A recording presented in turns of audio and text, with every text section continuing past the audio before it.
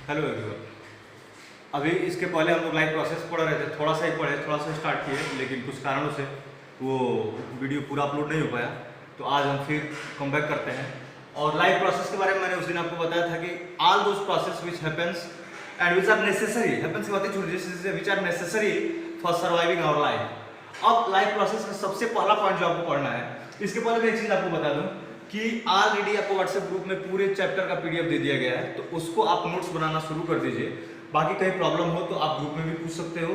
उसके साथ साथ एक एक पॉइंट को समझते हुए हम वीडियो के माध्यम से चलेंगे और यूट्यूब पे आपको अवेलेबल रहेगा। आते हैं न्यूट्रिशन में। सबसे पहले न्यूट्रिशन की बात करते हैं। What is nutrition? न्यूट्रिशन क्या है? तो न्यूट्रिशन के लिए देखिएगा, आपको पता है कि भाई न्यूट्रिशन क्यों जरूरी है। न्यूट्रिशन इसलिए जरूरी है कि आपको एनर्जी चाहिए, आपको सर्वाइव करना है। तो अगर आपको न्यूट्रिशन की जरूरत है तो सबसे पहले आप क्या करेंगे? फूड लेंगे, यानी फूड लेंगे तो डाइजेस्ट होगा और बहुत सारे उसके प्रोसेस होंगे, ऑब्जर्व होगा, एसिमिलेट होगा और तमाम तरह की चीजें होंगी जिसके कारण आपको एनर्जी मिलेगी। मींस आपको जरूरत किसकी है? एनर्जी की। और क्यों जरूरत है एनर्जी की? क्योंकि आपके लाइफ के जितने प्रोसेस हैं, all the process are totally depend on the energy. If there is no energy then there will be no any life process of you. Means you can't exist without energy. अब ये energy आपको मिलती कहां से है? तो food से मिलती है। और ये फूड एक्चुअल में फूड देता कैसे आपको एनर्जी? तो न्यूट्रिशन के फॉर्म में। सबसे पहले न्यूट्रिशन मिलेगी आपको और इसी न्यूट्रिशन से आपको एनर्जी मिलेगी। इसको हम आगे समझेंगे आगे। पहले ये जानते हैं कि अगर हमको न्यूट्रिशन को डिफाइन करना हो, आपको आपके नोट्स में भी मिल जाएगा कि एक्चुअल में न्यूट्रिशन है क्या। तो ये जान लीजिए कि इनटेक ऑफ फूड, इनटेक यानी भोजन लिए, खाना खाए, यानी भोजन लिए। और उसको सिर्फ भोजन लेने की बात नहीं, उसको डाइजेस्ट करने की भी बात है, क्योंकि अगर ये डाइजेस्ट नहीं होगा तो आपको एनर्जी नहीं मिलेगी। तो intake of food and utilizing its nutrients, यानी इसमें जो भी न्यूट्रिएंट्स हैं, प्रोटीन्स हैं, मिनरल्स हैं, कार्बोहाइड्रेट्स हैं, इन सारे न्यूट्रिएंट्स को यूटिलाइज करना। फूड लेना, इनटेक ऑफ फूड, और यूटिलाइज करना। किसको यूटिलाइज करना भाई? न्यूट्रिएंट्स को यूटिलाइज करना। ये क्या कहलाता है? न्यूट्रिशन। और न्यूट्रिशन किसमें होगा? किसके लिए न्यूट्रिशन जरूरी है? जिसमें लाइफ है, चाहे हम हुए, चाहे एनिमल बीइंग, एनिमल्स हुए, या फिर जो है प्लांट्स हुए, सब में क्या है? न्यूट्रिशन की जरूरत है। अब बात करते हैं कि मोड ऑफ न्यूट्रिशन।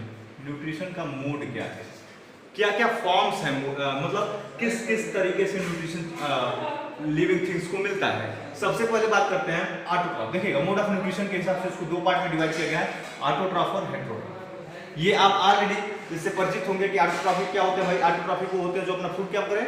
खुद बनाए। खुद बनाने का मतलब ये नहीं कि आप किचन में गए, खाना बना लिए और you are autotrophic. No no, autotrophic का मतलब ये हो गया कि ऐसा प्रोसेस जैसे हम कहते हैं ना, ऑटोट्रॉफ्स कौन होते हैं? तो प्लांट्स होते हैं। यानी ये अपना फूड खुद बनाए, दूसरे पे डिपेंड न रहे। और ऑटोट्रॉफिक कौन होते हैं भाई? प्लांट होते हैं। अब प्लांट्स कैसे फूड बनाते हैं? जब बात की जाएगी कि प्लांट्स कैसे फूड बनाते हैं तो आप बोलेंगे भाई फोटोसिंथेसिस से, क्योंकि आप ऑलरेडी पढ़ चुके हैं फोटोसिंथेसिस। और क्या है फोटोसिंथेसिस? What is photosynthesis? तो आप बोलते हैं कि भाई photosynthesis is a process by which plants make their food. ठीक है, ये तो क्लास 7th का भी बच्चा बोलेगा, तो थोड़ा सा आपका जो स्टैंडर्ड है उसके हिसाब से चलते हैं। आप सीधे सीधे क्या बोलिए कि ऑटोट्रॉफ क्या होते हैं भाई? तो ऑटोट्रॉफ जो होते हैं वो जितने ग्रीन प्लांट्स हैं, यानी जिनके अंदर क्लोरोफिल पाया जा रहा है, वो सब के सब क्या है? ऑटोट्रॉफ है। इसके बाद से हम बात करते हैं कि ये ऑटोट्रॉफ जो होते हैं, यानी जो ग्रीन प्लांट्स होते हैं, वो फूड किस तरीके से बनाते हैं? तो फोटोसिंथेसिस, पीएच। और व्हाट इज फोटोसिंथेसिस? तो आपको नोट्स में भी मिल जाएगा कि फोटोसिंथेसिस का डेफिनेशन क्या है।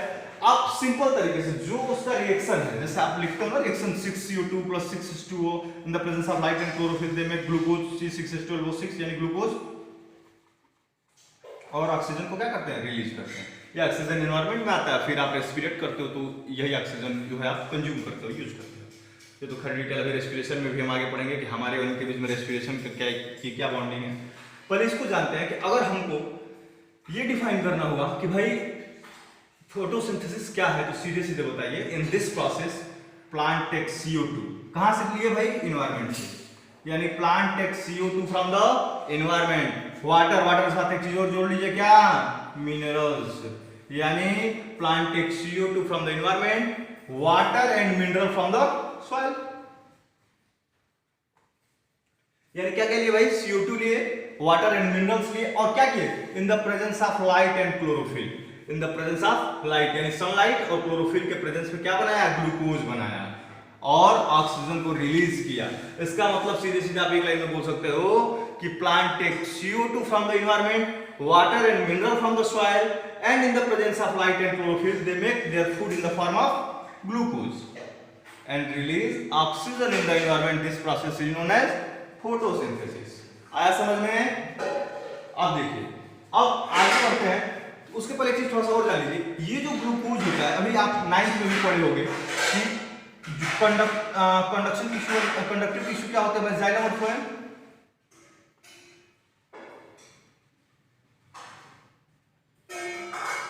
आपको पता है कि जाइलम का फंक्शन क्या होता है भाई, conduction of water and mineral. यानी जब ये होगा, फोटोसिंथेसिस होना होगा, तो जाइलम के थ्रू ही वाटर और मिनरल्स क्या करेंगे, कंडक्ट होकर सॉइल से पहुंचेंगे कहां तक, लीफ तक। क्योंकि आपको पता है कि the site of photosynthesis is chloroplast and chloroplast is present in leaf. तो हुआ क्या कि जाइलम से वाटर का और मिनरल का कंडक्शन हुआ, पहुंचा कहां, लीफ में, और इन द क्लोरोप्लास्ट में क्या हो गया, ये अपना फोटोसिंथेसिस का प्रोसेस किए। लेकिन फोटोसिंथेसिस के बाद जो प्रोडक्ट मिला, यानी क्या मिला था प्रोडक्ट भाई, ग्लूकोज। ये मेन प्रोडक्ट है। बाई प्रोडक्ट की बात होगी, पूछ सकता है, पूछता भी है कि बाई प्रोडक्ट क्या बनते हैं भाई, तो ऑक्सीजन बनता है, वाटर बनता है। लेकिन अगर मेन प्रोडक्ट क्या बन रहा है, ग्लूकोज बन रहा है। अब ये जो ग्लूकोज है ये डिस्ट्रीब्यूट होता है किसके थ्रू, आपको पता है कि फ्लोएम किसका कंडक्शन करता है, तो फूड का कंडक्शन करता है। अब जो फ्लोएम है ये एक्चुअल में फूड का कंडक्शन किया है, जहां जहां जिस सेल को, आपको पता है सेल आप पढ़े हैं क्लास 9th में, तो सेल में क्या है भाई कि सेल के माइटोकॉन्ड्रिया में क्या होता है, एनर्जी लिबरेट होती है, वहीं पे एटीपी के फॉर्म में सिंथेसाइज होती है, वहीं से ब्रेक डाउन होकर और जब जब आपको जरूरत पड़ती है तब आपको जो है एनर्जी मिलती जाती है। अब देखिएगा ये जो फ्लोएम है ये जब कंडक्शन करता है, किसका कंडक्शन करता है भाई, फूड का कंडक्शन करता है, ग्लूकोज का कंडक्शन करता है। तो जितनी जरूरत हुई, जैसे ये हम कहें कि आपने खाना बनाया, सुबह किचन में खाना बनाया, तो ऐसा नहीं कि जितना बनाया सारा खा लिया, सारा कंज्यूम कर लिया, ऐसा नहीं किया ना, जितनी जरूरत हुई उतना आपने कंज्यूम किया, बाकी स्टोर करके रख दिया फ्रिज में, और फिर आपको जब जरूरत पड़ी आपने लिया। ठीक वही काम ये करते हैं कि जितनी ग्लूकोज की जरूरत प्लांट्स को होती है, प्लांट के एवरी पार्ट, जितने भी पार्ट्स होंगे, लीफ होंगे, स्टेम होंगे, रूट्स होंगे, सब जगह जो है ये न्यूट्रिशन थ्रू फ्लोएम जाएगा। अब इसके बाद से जो ग्लूकोज बच जाएगा वो ग्लूकोज एक्चुअल में क्या होगा बेटा, ये स्टार्च के फॉर्म में, किस फॉर्म में, स्टार्च के फॉर्म में ये वहां पे स्टोर रहेगा, और अकॉर्डिंग टू टाइम जब जब जरूरत पड़ेगी प्लांट को एनर्जी की, तो इस स्टार्च से हमको एनर्जी मिल जाएगी। आगे समझ में, ऑटोट्रॉफ समझ लिया अच्छे से, ऑटोट्रॉफ समझ में आ गया कि those organism who make their food by themselves, they are autotrophic, और ये है क्या, ग्रीन प्लांट्स हैं, और ग्रीन प्लांट्स कैसे अपना भोजन बनाते हैं ये समझ में आ गया, फोटोसिंथेसिस समझ में आ गया। अब देखिए, अब बात करते हैं हेटेरोट्रॉफ्स की, कि एक्चुअली में हेटेरोट्रॉफ्स क्या होते हैं। सीधे सीधे डायरेक्टली या इनडायरेक्टली यहीं पे डिपेंड है। यानी हेटेरोट्रॉफ्स जो होते हैं वो एक्चुअल में ऑटोट्रॉफ पे, चाहे डायरेक्टली कह लीजिए चाहे इनडायरेक्टली कह लीजिए। जैसे देखिएगा, हम ये कहें कि बकरी घास खा रही है, तो किसको खा रही है, ऑटोट्रॉफ को खा रही है, और सपोज करें बकरी को आप खा लिए, तो आप भी कहीं इनडायरेक्टली किस पे डिपेंड है, ऑटोट्रॉफ पे डिपेंड है। यानी एनर्जी, मेन सोर्स एनर्जी, अभी हम लास्ट में पढ़ेंगे एनवायरनमेंट के पहले एक चैप्टर है इकोसिस्टम में, आप पढ़ेंगे कि एनर्जी का ट्रांसफर कैसे होता है, तो वहां आपको ये चीजें समझ में आ जाएंगी। तो इतना जान लीजिए कि डायरेक्टली भले नहीं, लेकिन इनडायरेक्टली आप कहीं ना कहीं किस पे डिपेंड है, ऑटोट्रॉफ पे डिपेंड है। क्योंकि यही के अंदर एक ऐसी कैपेसिटी है जो सनलाइट को ट्रैप कर सकते हैं। क्योंकि आपको पता है कि एनर्जी न बनाई जा सकती है न डिस्ट्रॉय की जा सकती है, only it can be convert from one form to another form. अब भाई इसको तो कन्वर्ट किया जा सकता है, तो कन्वर्जन क्या हो रहा है, जो सनलाइट है, देखिएगा ये मोस्ट इंपॉर्टेंट क्वेश्चन है कि जो सनलाइट है वो लाइट आया और who is capable to trap it, तो ग्रीन प्लांट। कौन कैपेबल है भाई, तो ग्रीन प्लांट इसको कैपेबल है ट्रैप करने के लिए। और जब ग्रीन प्लांट इसको ट्रैप करेंगे तो ग्रीन प्लांट की एक खासियत है कि इस सनलाइट को ट्रैप करके उस लाइट एनर्जी को किस में कन्वर्ट करेंगे, केमिकल एनर्जी में। ये एकदम दिमाग में रखिएगा कि कौन सी एनर्जी किस एनर्जी में कन्वर्ट होती है फोटोसिंथेसिस में, तो लाइट एनर्जी केमिकल एनर्जी में कन्वर्ट होती है। अब हेट्रोट्रॉप की बात की तो मैंने बताया कि भाई डायरेक्टली या इनडायरेक्टली रूप से वो किस पे डिपेंड हो, ऑटोट्रॉप पे डिपेंड हो। हेट्रोट्रॉप को देखिएगा डिवाइड किया गया है किस किस में देखिएगा। सबसे पहले कहते हैं सेप्रोट्रॉफिक या सेप्रोफाइट्स भी बोलते हैं, कुछ फंजाई और कुछ बैक्टीरिया जो सेप्रोट्रॉफिक का काम करते हैं। सेप्रोट्रॉफिक का मतलब ये हुआ कि डेथ और डीके पार्ट। डेथ और डीके का मतलब जो मर गया हो या सड़ गल रहा हो, चाहे वो प्लांट हो चाहे एनिमल हो, उनके ऊपर कुछ फंजाई कुछ बैक्टीरिया एक्शन करते हैं, उनसे वो न्यूट्रिशन लेते हैं और ये न्यूट्रिशन क्या होता है इनके लिए, इनके लाइफ के लिए जरूरी होता है, इनके लाइफ प्रोसेस के लिए जरूरी होता है। अब बात करते हैं पैरासाइट्स की। पैरासाइट्स के बारे में सुना होगा आपने कि भाई पैरासाइट क्या होते हैं। जैसे क्लास 9th में प्लाज्मोडियम का जिक्र आपने सुना होगा, why do we fall in में। प्लाज्मोडियम प्लाज्मोडियम क्या है भाई, प्लाज्मोडियम किसके सलाइवा में पाया जाता है, फीमेल एनाफिलीज के सलाइवा में पाया जाता है। तो वहां पे क्या है, वो पैरासाइट्स के फॉर्म में है। पैरासाइट्स का मतलब ये हुआ कि भाई क्या है, पैरासाइट एक ऐसा ऑर्गेनिज्म होता है जो दूसरे यानी किसी होस्ट पे डिपेंड होता है। होस्ट पे डिपेंड होने का मतलब बेटा ये हुआ कि जो अपने न्यूट्रिशन के लिए किसी और पे डिपेंड हो, टोटली डिपेंड हो। अब खैर आप आगे जब जाएंगे तो थोड़ा सा इसमें डिटेल इंटरमीडिएट में आप पढ़ेंगे कि ये दो तरह के पैरासाइट्स होते हैं, फैकल्टेटिव, ऑब्लिगेट, तो अभी यहाँ पढ़ने की जरूरत नहीं है। अब बात आती है होलोजोइक की। देखिएगा होलोजोइक इज मोस्ट इंपॉर्टेंट क्योंकि हमारा मोड ऑफ न्यूट्रिशन क्या है, होलोजोइक है। होलोजोइक का मतलब ये हुआ कि ऐसे ऑर्गेनिज्म जो कॉम्प्लेक्स फूड मटेरियल को सिंपलर फॉर्म में कन्वर्ट करते हैं। ये टर्म याद रखिएगा, कॉम्प्लेक्स फूड मटेरियल को किसमें कन्वर्ट कर रहे हैं भाई, सिंपलर फॉर्म में कन्वर्ट कर रहे हैं। वो मोड ऑफ न्यूट्रिशन क्या है, होलोजोइक है। और अभी इसको आगे भी हम डिस्कस करेंगे क्योंकि इसमें हम है ना, ह्यूमंस हैं, डॉग्स हैं, कैट्स हैं, तमाम तरह के एनिमल्स हैं। ये क्या होते हैं, जिराफ वगैरह सब जो है होलोजोइक मोड ऑफ न्यूट्रिशन में आएंगे। अभी इसको हम जब अपने में आएंगे यानी ह्यूमन बीइंग में डाइजेशन की बात करेंगे, न्यूट्रिशन की बात करेंगे तो आएगा ये होलोजोइक क्या है कैसे है। बस एक चीज जानिए कि होलोजोइक मोड ऑफ न्यूट्रिशन यही है कि कॉम्प्लेक्स फूड मटेरियल को सिंपलर फॉर्म में तोड़ना। यानी एक बड़ी सी रोटी थी, आपने उसको कितने टुकड़ों में तोड़ दिया तो वो कॉम्प्लेक्स थी, और आपने जितने टुकड़ों में तोड़ा वो सब के सब क्या हो गए, सिंपलर हो गए। फिर आपके दांत उस पर एक्शन किए और सिंपलर फॉर्म में तोड़ते गए, वो आगे हम पढ़ेंगे। अब देखिएगा इसके बाद से एक और टर्म है सिम्बायोटिक। सिम्बायोसिस रिलेशनशिप आप जानते होंगे। सिम्बायोटिक का मतलब ये हुआ कि दो पार्टनर एक दूसरे से बेनिफिटेड हो, एक दूसरे से अटैच हो और दोनों को फायदा हो। जैसे लाइकेन के बारे में आपने सुना होगा कि लाइकेन के दो कंपोनेंट होते हैं, तो एल्गल और फंगल। एल्गल और फंगल कंपोनेंट मिले और बन गया क्या, लाइकेन, और दोनों को एक दूसरे से फायदा मिल जाता है। आया समझ में, यानी ये क्या है, सिम्बायोटिक रिलेशनशिप का मतलब ये हुआ कि दो लोग और दोनों को एक दूसरे से फायदा। जैसे ये कह लीजिए कि आप दुकान पे गए, आपने पैसा दिया और दुकानदार ने आपको सामान दिया, दोनों को फायदा मिला, आपको सामान मिल गया और दुकानदार को पैसा मिल गया। दिस इज सिम्बायोसिस या सिम्बायोटिक रिलेशनशिप। अब देखिएगा इसके बाद से ये तो खैर कॉमन है, ये आप जानते होंगे। हर्बीवोर्स का मतलब क्या हुआ, जो ऐसे ऑर्गेनिज्म जो डायरेक्टली क्या है, ऑटोट्रॉप पे डिपेंड है, वो हर्बीवोर्स, यानी जो साग पात खाते हैं वो सब के सब क्या है भाई, हर्बीवोर्स है। यानी जो ऑटोट्रॉप पे डायरेक्टली डिपेंड है वो क्या है, हर्बीवोर्स। अब कार्निवोर्स क्या है, वो जो सिर्फ और सिर्फ क्या खाते हैं, मीट खाएंगे। तो जो मीट खाने वाले हैं वो कार्निवोर्स हैं। अब अपने को आप कार्निवोर्स मत कर दीजिएगा, आप क्या है, ऑमनिवोर्स हैं if you are non vegetarian. क्यों, क्योंकि आप हमेशा मीट ही नहीं खाएंगे, you are capable to have this also, means autotroph को भी आप खा सकते हैं और मीट भी खा सकते हैं। तो ऑमनिवोर्स में भी कई तरह का एनिमल्स आ सकते हैं, हम हैं, कैट्स हैं, डॉग्स हैं, तमाम तरह के ऐसे एनिमल्स हैं, वो ऑमनिवोर्स हैं, यानी they can have meat and they can have plants also. आ गया समझ में, सीरियल्स ग्रेन्स वगैरह खा सकते हैं। अब देखिएगा ये चीजें तो समझ में आ गई। अब अगर हम बात करें कि न्यूट्रिशन सिंपलर एनिमल्स में कैसे होता है, जैसे सिंपल एनिमल की बात करें तो, या सिंपल ऑर्गेनिज्म की बात करें, यूनिसेलुलर की बात करें, जैसे अमीबा, पैरामीशियम, इसमें क्या होता है, ये एक्चुअली में सिंगल सेल्ड होते हैं। जैसे देखिए अमीबा का फिगर एक बनाया हमने।